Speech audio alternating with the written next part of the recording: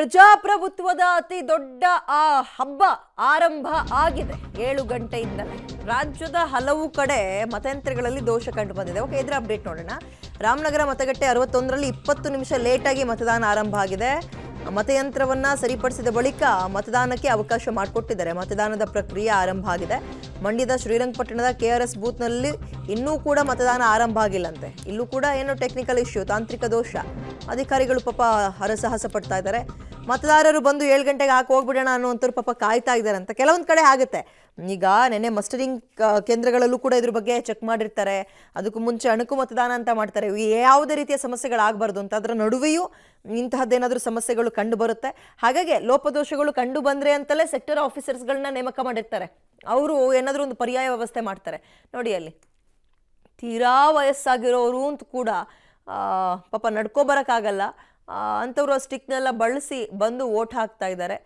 ಇದೆಲ್ಲವನ್ನು ನಾವು ಯಾಕೆ ಇಂಥವ್ರನ್ನೇ ಹೈಲೈಟ್ ಮಾಡ್ತಾ ಇದ್ದೀವಿ ಅಂದರೆ, ನೆಪಗಳನ್ನು ಕೊಡೋಕೆ ಹೋಗ್ಬಿಡಿ, ಕಾರಣಗಳನ್ನು ಕೊಡೋಕೆ ಹೋಗ್ಬಿಡಿ. ಬನ್ನಿ, ನಿಮ್ಮ ಹತ್ತಿರದಲ್ಲೇ ಇರುತ್ತೆ. ಏನೋ ತೀರಾ ದೂರಿಗೆ ಹೋಗ್ಬೇಕು ಅನ್ನೋಂತಿಲ್ಲ.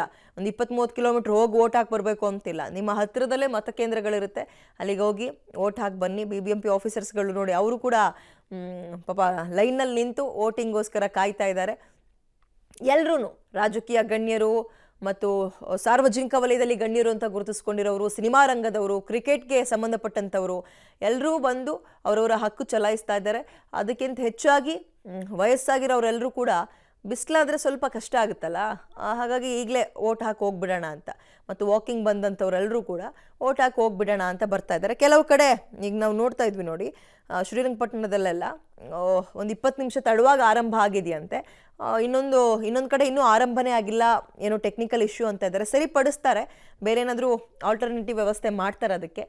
ಬಟ್ ಅಲ್ಲೇನಪ್ಪ ಅಂತಂದರೆ ಬಂದು ಕಾಯ್ತಾ ಇದ್ದೀವಿ, ಇನ್ನೂ ಕೂಡ ನಮಗೆ ಕಾಯಿಸ್ತಾ ಇದ್ದಾರೆ, ಏನೂ ಸರಿಯಾಗಿಲ್ವಲ್ಲ ಅಂತ. ನೋಡಿ, ಅಲ್ಲಿ ಮದುವೆ ಗಂಡು ಹೆಣ್ಣು, ಇವತ್ತು ಮದುವೆ ಇದೆ, ವೋಟ್ ಹಾಕಿ ಹೋಗ್ಬಿಡೋಣ ಅಂತ. ಬಹಳ ಖುಷಿಯಾಗುತ್ತೆ ಇಂತಹ. ಅಂದರೆ ಯಾವುದೇ ರೀತಿಯ ನೆಪ ಕೊಡೋಕ್ಕೆ, ಕಾರಣ ಕೊಡೋಕೆ ರೆಡಿ ಇಲ್ಲ. ಸಾಧ್ಯ ಆದರೆ ವಿಜುವಲ್ಸ್ನ ನೋಡೋಣ. ಮದುವೆ ಗಂಡು ಹೆಣ್ಣು ಬಂದು ವೋಟಿಂಗ್ ಬೂತ್ಗೆ ಹೂವಿನಾರ ಸಮೇತ ಪೂರ್ತಿ ಮದುವೆ ಕಾಸ್ಟ್ಯೂಮಲ್ಲೇ ರೆಡಿಯಾಗಿದ್ದಾರೆ. ನೋಡೋಣ ಅದನ್ನು ಇನ್ನೊಂದು ಸಲ.